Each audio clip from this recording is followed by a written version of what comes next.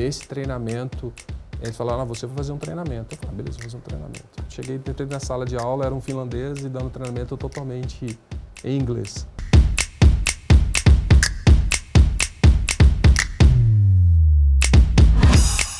Estamos aqui num capítulo do programa Entrevista 50 CIOs. Grandes amigos, emoção à flor da pele, porque estamos falando de histórias. Histórias de seres humanos e profissionais que nós admiramos muito.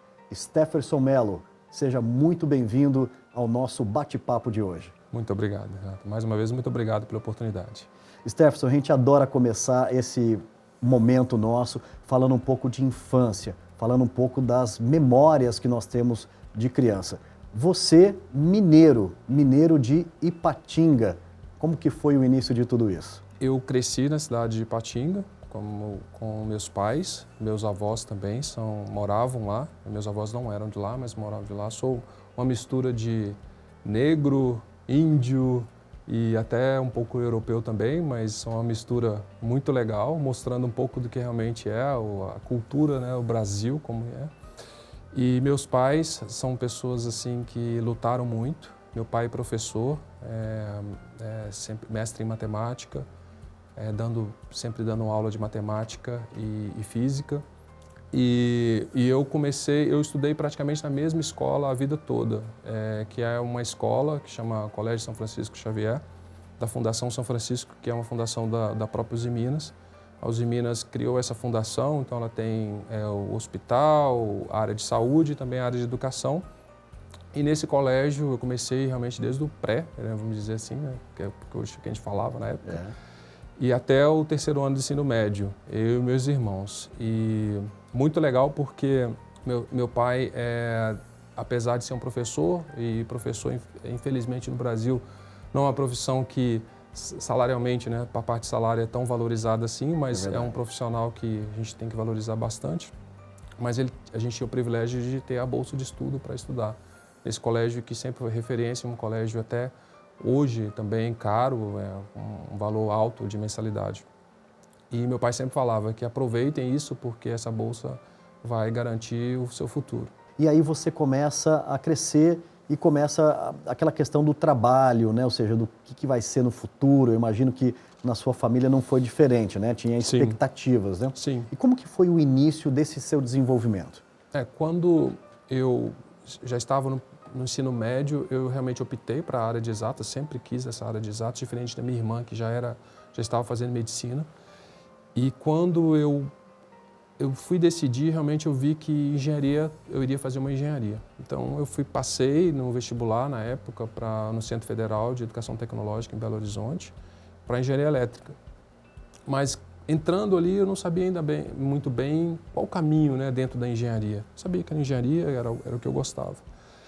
Os anos foram se passando, estudei a parte eletrônica, estudei a parte industrial, a parte de potência e do nada, não planejado, eu estava no 7º período da faculdade, veio essa parte da privatização do sistema Telebrás, demandas que estavam acontecendo, e apareceu um amigo meu que já estava no do 8º ou 9º período, já terminando engenharia. Ele falou, olha, vai ter um concurso para trainee na Telemig Celular, por que você não tenta também? Eu falei, nossa, mas eu estou no 7º período ainda, vai ter um monte de coisa que eu não vou saber responder.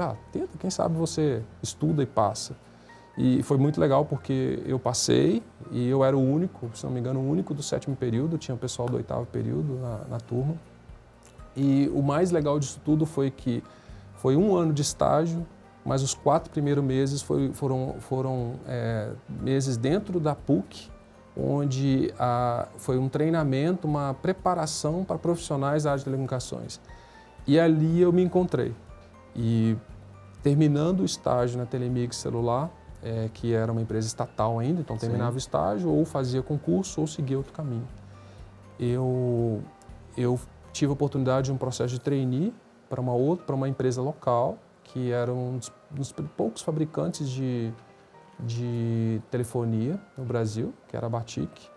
Então eu participei, entrei no programa de trainee, bem interessante porque era um programa de rotation, então eu passava por todas as áreas e depois as áreas definiam quem era interessante para participar, para fazer parte depois como código funcionário.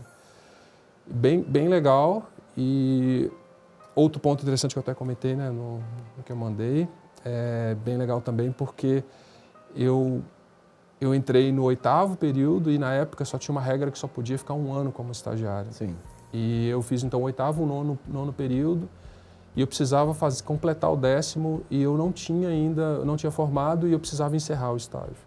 E eu cheguei para o diretor na época, que era a área que eu estava trabalhando, que era a transmissão de dados, e fui realmente me despedir dele, porque realmente eu não tinha como continuar mais. Então eu falei, olha, quem sabe daqui a 6 meses eu volto aqui e tem uma vaga para mim.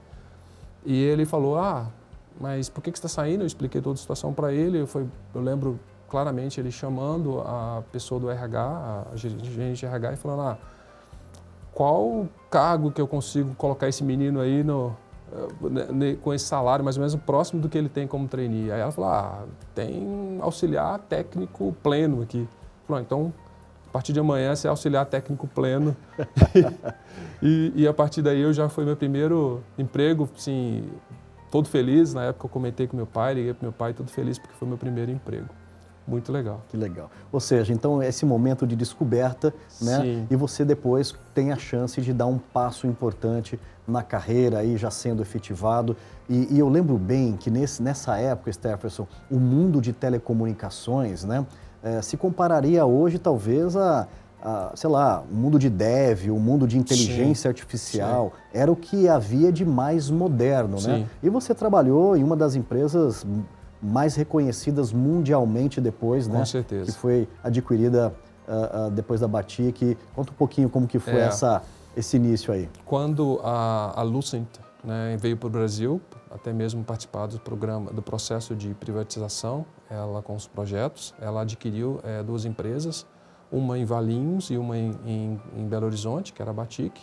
Então a gente passou a ser funcionário da Lucent e comecei a conhecer um pouco mais desse mundo globalizado, de empresa global, porque uma empresa que foi fundada pelo Graham-Bell e depois teve todas as divisões, era a ITT, depois todas as divisões, mas assim, e tinha o Bell Labs como referência, que até hoje o Bell Labs existe ainda, hoje parte do grupo da Nokia, mas assim, você vê uma empresa que registrava em média talvez mais de uma patente por dia, dependendo do ano, e que desenvolveu telefonia celular, desenvolveu comunicação via satélite, fibra ótica e outras coisas assim. Então, você fazer parte desse mundo, isso realmente brilhou muito nos meus olhos e viu que realmente eu estava seguindo o caminho. Então, foi uma oportunidade muito boa de participar de uma empresa como essa. E quando ela começou a crescer nesses contratos, eles fizeram uma proposta para eu vir para Campinas e fazer parte já de um outro grupo e trabalhar efetivamente com outras áreas. E ali dentro você tinha a oportunidade de tirar certificações.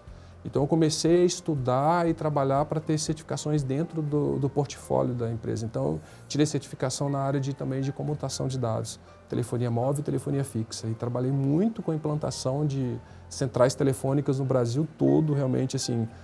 Eu falo que eu acho que realmente só 2 estados do país que eu não conheço, que eu já não coloquei o pé realmente. Então, assim, viajei muito, muito mesmo pela empresa. Minas Gerais, então, e dirigindo mesmo, muito. Então, assim, foi uma maturidade que eu fui adquirindo, experiência e conhecendo cada vez mais essa parte de conhecimentos técnicos, mesmo que isso foi uma bagagem que eu fui adquirindo. O Stefferson, e nesse momento eu lembro bem, né, que a gente precisava muitas vezes viajar para fora do país para poder beber, né, das fontes aonde estavam os cursos, os conhecimentos e tudo mais. Eu queria que você falasse um pouco dessa sua época e também correlacionando com a importância do inglês na carreira das pessoas. Perfeito. Por favor. Desde a época da Batik, o primeiro treinamento que eu tive, eu nunca vou esquecer, ela tinha uma parceria com uma empresa finlandesa e nesse treinamento eles falaram, você vai fazer um treinamento. Eu falei, beleza, vou fazer um treinamento. Cheguei, entrei na sala de aula, era um finlandês e dando treinamento totalmente em inglês. E eu conhecia muito pouco inglês, mas eu percebi ali que realmente ali já era uma coisa que eu precisava me desenvolver. Quando eu comentei que meu chefe, meu diretor na época me contratou como auxiliar técnico pleno, menos de 2 meses depois eu estava em Cambridge, fazendo um treinamento lá. Inclusive, na época, ele falou, eu tinha todo esse plano para você. Então, assim, foi a minha primeira viagem internacional e essa experiência internacional também é bem legal. Eu tive oportunidade de fazer treinamento na Alemanha, tive oportunidade de fazer treinamento na Holanda, na Inglaterra e sempre puxando para o inglês também. Então, isso tudo também me ajudou muito a participar desses treinamentos e cada vez mais me desenvolvendo. E trabalhar para uma empresa americana, isso dava um privilégio, porque a língua principal era o inglês. Então, por mais que eu tentava aprender sozinho, eu já aprendia no dia a dia no profissional. Isso foi realmente me ajudando bastante. Legal. Stephenson, notoriamente você é uma pessoa que se dedicou muito, né, para ganhar o conhecimento técnico, para se superar. Eu acho que isso vem da característica da família, né? E você chegando a um ponto quase que assim, em plenitude em conhecimento técnico, né, começa a ter a necessidade também de desenvolver esse lado humano, desse lado gestão, pessoas. Como que foi para você, né, um brilhante engenheiro, né, e começar ali a ter equipes, motivar essas pessoas, engajá-las pro mesmo propósito? Como que aconteceu isso para você? Eu sempre gostei, eu acho que isso é uma coisa que eu tenho realmente, vamos dizer, no meu DNA de relacionamento com pessoas, de lidar com pessoas. Por mais que eu gosto de trabalhar com tecnologia, eu gosto de linkar a tecnologia com as pessoas. Então eu preciso conviver com pessoas, sendo bem sincero. E fazer essa virada não foi fácil. Imagino. Quando eu comecei a fazer essa virada, aconteceu no momento que eu fui fazer essa mudança para a Alcoa, então saindo da Lucent indo para a Alcoa, e eu percebi que ali inicialmente eu achei que eu seria uma pessoa mais focada numa área técnica, mas depois eu percebi que era mais relacionamento com pessoas do que técnico, porque eu já tinha uma equipe ali que já trabalhava comigo. Então isso realmente já trouxe esse impacto inicial. Mas foi muito positivo porque eu percebi que estava batendo com o que eu queria. Então eu fiz essa mudança já pensando nisso, em trabalhar mais em gestão de projetos e trabalhar mais em gestão de pessoas. Aos poucos a minha carreira foi evoluindo na Alcoa, cada vez mais tendo responsabilidade e liderança e trazer as pessoas para fazer parte de um time e não, como se diz, ser o chefe, mas ser um líder, esse é um grande desafio do dia a dia. E eu sempre falo que a honestidade, a transparência e a comunicação ampla, eu acho que são pontos fundamentais para que você tenha esse engajamento da equipe. Um importante capítulo aqui na nossa conversa é a gente deixar um pouco a mensagem para os jovens, né? Para quem hoje olha a área de tecnologia, olha você, né, como um grande líder, uma referência à frente de uma grande companhia, né? Que mensagem nós poderíamos deixar para quem talvez está saindo ali do colégio, né, e gostaria de trilhar um caminho parecido como o seu? A área de tecnologia é uma área muito prazerosa, mas é uma área que assim como talvez a maioria, né, todas as áreas na verdade, você precisa dedicar. Então você precisa gostar daquela área, mas ao mesmo tempo também dedicar. E um ponto importante é que a parte de tecnologia ela tem uma evolução muito rápida. Então acompanhar essa evolução, então para qualquer um que vai entrar nessa área, esse acompanhamento da evolução que é crítico, a pessoa entender realmente de que ela precisa estar sempre antenada, estar sempre aprendendo. Então o aprendizado é muito grande e tem que ser contínuo, seja numa maneira tradicional, um curso tradicional, uma especialização, até mesmo utilizando, hoje tem uma facilidade muito grande, né? Eu mesmo tenho feito muitos treinamentos online e em plataformas de conhecimento que tem me ajudado até a tirar certificações. Então hoje está mais fácil. Mas esse aprendizado contínuo é importante. Isso é fundamental para você conseguir, né, evoluindo nessa profissão que eu acho que muita gente quer hoje e evoluir, né, porque crescer, né, e aprender nessa área de tecnologia. Expandindo barreiras, estimulando a comunicação e levando a voz das pessoas cada vez mais longe. Conte com a NetGlobe para conectar pessoas, engajar equipes e deixar o seu legado. NetGlobe, 20 anos conectando pessoas. Stephenson, chegou o momento da gente fazer um bate-bola, né? Conhecer um pouquinho mais você, não só profissionalmente, mas um pouquinho daquilo que você gosta. Você tem um hobby? Sim, principalmente falando como hobby, o principal, eu pratico um esporte que é mountain bike, né? O ciclismo, então eu tenho uma mountain bike, tenho uma bicicleta de estrada também, então eu mesclo as duas, mas o que mais me dá prazer é a mountain bike mesmo, estar no meio do mato mesmo e poder fazer esse momento prazeroso, que também é um anti-estresse. Mas também duas outras coisas que eu faço por conta até de stand de viagem, de conhecer mais de 13 países, de conhecer o Brasil todo. Então, primeiro é numismática, que é realmente colecionar cédulas e moedas. Então, eu tenho cédulas e moedas de vários países que eu já fui e de outros países que pessoas vão me ajudando também. Então, eu coleciono isso, tenho moeda, por exemplo, do Brasil do século XVIII e outras coisas bem legais. E também é interessante que todo lugar que eu vou, eu trago um copinho shot daquela cidade ou daquele país e eu tenho realmente uma coleção desses copinhos, muitos copos hoje que eu tenho e que é um hobby também. E uma recomendação de filme? Um filme muito legal, que é Os Intocáveis, porque também trabalha essa parte de relacionamento de pessoas com vidas diferentes que se encontram e que mostram que cada um pode ter um papel importante na vida do outro e colaborar para que as pessoas possam se desenvolver e crescer. Então, o estilo musical que você gosta? Eu sou talvez um pouco eclético, mas eu gosto muito de rock, gosto de pop também. E como cristão, eu escuto muito white metal, que é música rock cristão. E um momento importante, meu amigo, de agradecer pessoas. Sim. Quem nesse momento você agradeceria?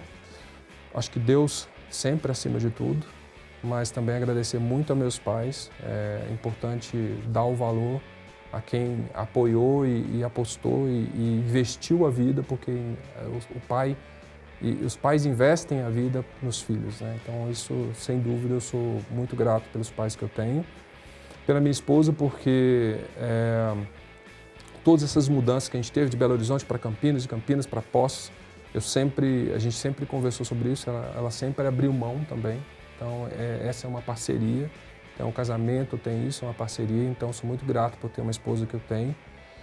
E falando do lado profissional, eu tenho 2 mentores mesmo, pessoas que às vezes nem oficialmente atuam como mentores, mas são 2 pessoas que eu tenho de referência, que é o Edson Moraes, que é uma pessoa excepcional no mercado de telecomunicações, mas também para mim, assim, desde o dia que eu entrei na Alcoa até hoje, é uma pessoa que é um amigo e que realmente me ajudou muito na minha carreira. E a Renata Marinheiro, que hoje atua no time global da Alcoa, mas também já foi minha gestora e eu aprendi muito com ela. Que legal, muito bacana. Stephenson Mello, meu muito obrigado, um prazer poder estar aqui de frente com você, falando um pouquinho da sua história, né? Nós não somos profissionais disso, mas o que nós somos é gestores, servidores, seres humanos que adoram o que fazemos e eu agradeço muito a sua generosidade. Eu que agradeço. Muito obrigado mesmo pela oportunidade. Um prazer. Obrigado. Obrigado.